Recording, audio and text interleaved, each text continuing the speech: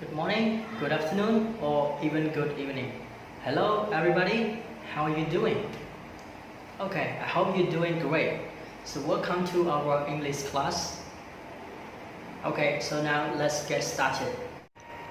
Hello, everybody. Welcome back to my video lesson. And today's lesson is about using articles an or the បាទសួស្តីទាំងអស់គ្នាសូមស្វាគមន៍មកកាន់វីដេអូមេរៀនរបស់ខ្ញុំហើយថ្ងៃនេះគឺយើងមានមេរៀនជាប្រធានបទថ្មីគឺទាក់ទងជាមួយនឹងការប្រើប្រាស់ article បាទជាង article គឺមាន3ហ្នឹងទេក្នុងភាសាអង់គ្លេសគឺមាន an ហើយនិង the ហើយ3នេះវាបែងចែកជា2ផ្នែកទៀតបាទគឺមានហៅថាបាទយើងចាប់ដើមមើលផ្នែកទី1នេះគឺយើងហៅឈ្មោះថា indefinite articles indefinite article នេះគឺមាន2បាទ indefinite article មានថា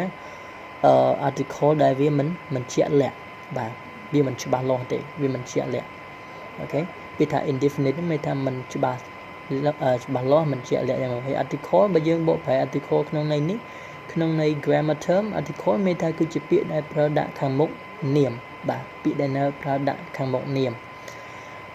បើសិនជាយើងបែងចែកវាទៀតវា article ហ្នឹងក៏វាដើរតួជាប្រភេទគុណនាមមួយដែរវាជាផ្នែកមួយនៃlimiting adjective បាទគុណនាមកំណត់ article ហ្នឹងបាទarticle បើសិនយើងបកប្រែពាក្យទៅ article ក្នុងន័យផ្សេងគឺមានន័យថាជាអត្ថបទបាទនៅក្នុងន័យវេយ្យាករណ៍មិនមែនទេ article គឺសំដៅទៅលើ under ហ្នឹងបាទអូខេis used with a singular noun which begin with consonant sound such as okay letter B C D E F G H J and so on ចឹងនៅមានទៀតជាងគេថាហ្នឹងគឺយើងប្រើវាជាមួយនឹងនាមឯកវចនៈដែលវាចាប់ផ្ដើមដោយសំឡេង consonant សំឡេងជញ្ញៈបាទដូចជាតួអក្សរ B បចឹងមក C សឬក៏ K D ដ F G G H H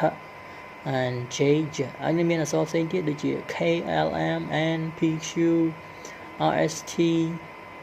V W X Y Z បាទហ្នឹងគឺសិតតែជា consonant sound ណាទៅជាសំឡេងព្យញ្ញៈឯង For example a book គេមានសភៅមួយក្បាល a man បរិះម្នាក់ a pen ប៊ិចមួយដើម a crayon នេះមានន័យថា color ទៀនមួយដើម a university អូខេមានន័យថាសាកលវិទ្យាល័យមួយអញ្ចឹងគឺនេះគឺបើប្រែថាមួយគឺបញ្ជាក់នាមដែលមានតែមួយទេបាទអញ្ចឹងកន្លែងនេះបងប្អូនគ្នាឃើញអក្សរ U ធម្មតាអក្សរ U យើងហៅថាវាជា vowel sound សំឡេងស្រៈប៉ុន្តែជាក់ស្ដែងនៅក្នុងពាក្យនេះ U គឺមិនមែនបញ្ចេញសំឡេងស្រៈទេគឺ U គឺសំឡេងរបស់វាគឺអានថា U បើយើងផ្សំទៅគឺ U ដូចយើងអានពាក្យថា U នេះអញ្ចឹងវាមិនមែនជាសំឡេង vowel sound ទេមិនមែនជាសំឡេងស្រៈទេបាទវាជាសំឡេងជញ្ញៈកាលណាបញ្ចេញសំឡេងជញ្ញៈអញ្ចឹងគឺយើងត្រូវដាក់ហើយយើងអាចដាក់ថា an university ទេខុសហើយបាទអញ្ចឹងយើងមិនមែនមើលទៅលើអក្សរតួអក្សរនឹងទេបាទពីខ្លះយើងអាចសម្គាល់តាមរយៈតួអក្សរប៉ុន្តែដើម្បីឲ្យត្រូវគឺយើងត្រូវតែស្ដាប់ទៅលើ pronunciation របស់ពាក្យហ្នឹងតើពាក្យហ្នឹងគេអានយ៉ាងម៉េចបាទបើយើងអានថា university អញ្ចឹងវាមិនមែនជាសំឡេងស្រៈវាជាសំឡេងជញ្ញៈវិញបាទ U វាជាសំឡេងយៈបាទនាំដល់ដល់យៈ U យ៉ាងម៉េចអូខេហើយបើសិនជាអក្សរ U ហ្នឹងតាមពិតទៅបើសិនជាវានៅក្នុងជាសំឡេងដែលវាបញ្ចេញជាសំឡេងស្រៈវិញគឺបើសិនសំឡេងថាបាទដូចជាពាក្យថា up umbrella អីចឹងទៅអញ្ចឹងគឺសំឡេងអក្សរ U បើសិនជាវាជាស្រៈអូខេអញ្ចឹងយើងប៉ុណ្ណឹងហើយនៅមានឧទាហរណ៍ច្រើនទៀត Earn is used with words begin with vowel sounds such as A E I O U អូខេអញ្ចឹងគឺ earn វិញគឺន័យថាគឺបញ្ជាក់ពីនៅខាងមុខនាមដែលមានទំនុកនាមឯកវចនៈដូចគ្នាប៉ុន្តែគេប្រើវាជាមួយនឹងពាក្យជានាមដែលវាផ្ដើមដោយសំឡេងស្រៈបាទជាទូទៅវាចាប់ដើមដោយជាមួយតួអក្សរអស់នេះបាទដូចជា A E I O U នៅក្នុង A I U ហ្នឹងគឺវាជាអីគេបាទជា vowel sound អូខេបាទគឺជាគេហៅថាស្រៈបាទជា vowel ជាស្រៈនៅក្នុងភាសាអង់គ្លេសអញ្ចឹងនៅក្នុង English alphabet ហ្នឹងគឺមានស្រៈចំនួន5ហ្នឹងឯងបាទហើយនៅមានអក្សរ Y មួយទៀតដែលពេលខ្លះវាអាច function ជា consonant ឬក៏ vowel បាទទៅតាមពាក្យរបស់វា For example an apple អូខេផ្លែប៉ោមមួយ an orange ផ្លែក្រូចមួយ an egg សុទ្ធមួយគ្រាប់ an umbrella អូខេកន្លែងនេះយើងអានថា umbrella អញ្ចឹង umbrella umbrella អញ្ចឹងវាបញ្ចេញសំឡេងស្រៈអញ្ចឹងយើងត្រូវដាក់ an មិនដាក់ umbrella ដូច university ខយ an umbrella an hour យើងមើលកន្លែងនេះព្យញ្ជនៈស្ទូអក្សរ A ជាព្យញ្ជនៈទេប៉ុន្តែហេតុអីយើងដាក់ an ហេតុអីយើងមិនដាក់ hour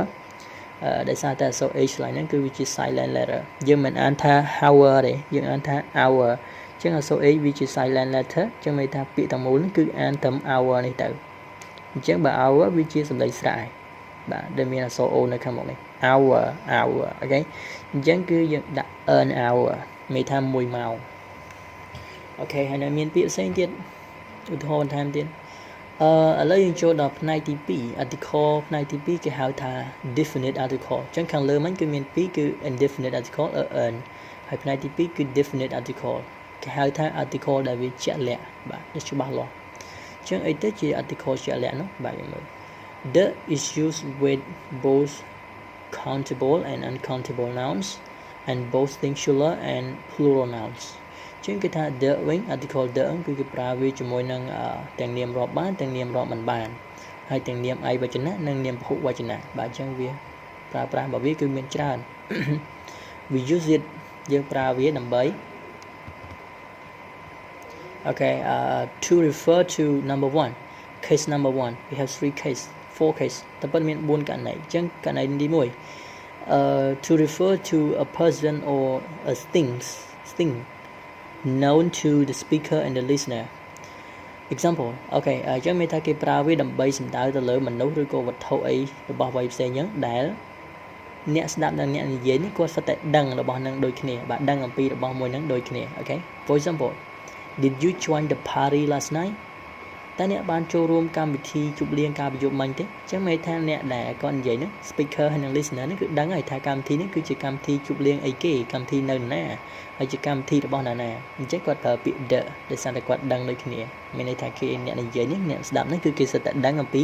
កម្មវិធីហ្នឹងហើយបាទមានន័យអញ្ចឹងអូខេ case number 2 to refer to a person or thing for a second time មានថាគឺគេប្រើសំដៅទៅលើមនុស្សឬក៏វត្ថុសត្វអ្វីៗដែលគេ mention វាម្ដងហើយគេលើកវាយកមកនិយាយជាលើកទី2ទៀតបាទគេធ្លាប់និយាយម្ដងហើយគេយកមកនិយាយជាលើកទី2ទៀតអញ្ចឹងគឺប្រើ the for example I bought a mobile phone and a computer the mobile phone is $300 and the computer is $500 អញ្ចឹងយើងមើលគេប្រើទាំងអូខេគេប្រើដំបូង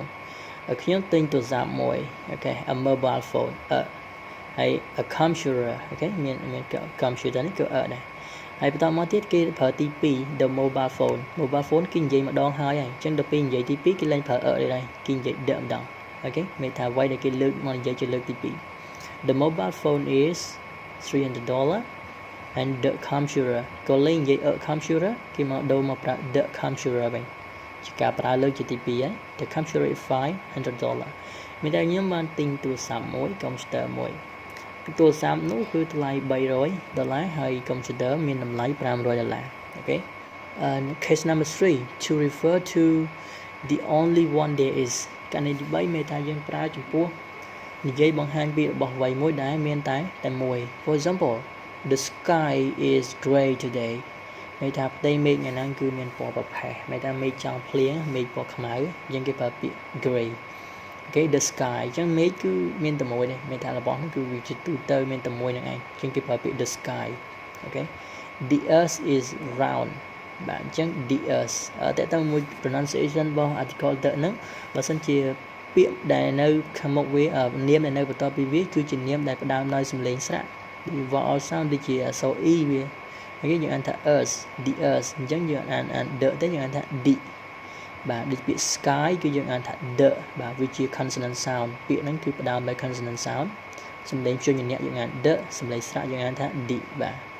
អូខេ the earth is round ផែនដីមានរាងមូលអញ្ចឹងយើងប្រើ the ទៀតហើយផែនដីមានតែមួយទេអូខេ the whiteboard is new ក្តារខៀននេះគឺមានក្តារខៀននេះគឺថ្មីសន្ទុះបាទក្តារខៀននេះគឺថ្មី Chẳng ưu thô tha ở quay đã miên tầm mối là mình cho người ta vì miên tầm mối lừa phục lô cái tệ vì ai chẳng miên tầm mối lừa phục lôឬcô vì miên tầm mối nơi cả lai na mối ưu thô ta nơi không thà riêng bảo dưới cứ miên cái đa khiên môi à chẳng dừng vậy vì thà the whiteboard dưới anh vậy thà ở whiteboard đấy dừng vậy thà the whiteboard nên không có tốt dưới thọn đã miên đa khiên môi này yeah the whiteboard is new đa khiên ní cứ thay hay ưu thô ta nơi không có tốt miên dân chạy ta mà trường đấy chẳng dừng vậy thì thà the air conditioner is old mà xin được chuyện này cứ trả hơi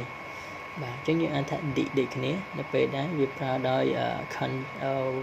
việc đẹp và đam đời sinh lên sẵn cho bạn.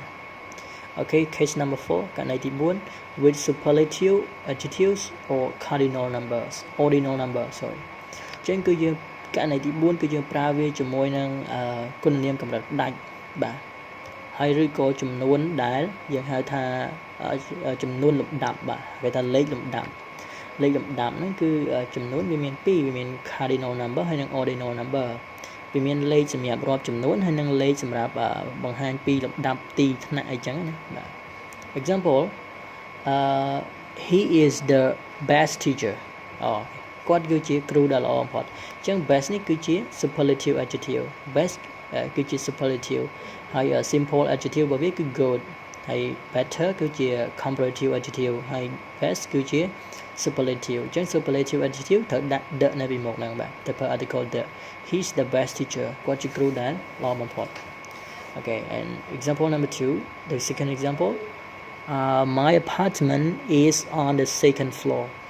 My apartment is on the second floor. Chẳng bị ta second vì cứ chỉ cardinal number. Cardinal number cứ chỉ first, second, third, fourth, fifth, sixth, okay, seven, blah blah. Anh ấy cứ chỉ ordinal number xong rồi. Và ordinal number này cứ cho thật lấy đậm thì môi thì pi thì bay đâu. My apartment is on the second floor. Mình ta vào tục chùa khi nó bạn, để chùa khi nó cứ nơi chuan tí pi. Okay. So that's all for the lesson today, everybody. Thank you so much for watching this video, and I hope to see you guys in the next video. Have a nice day, everybody. Goodbye.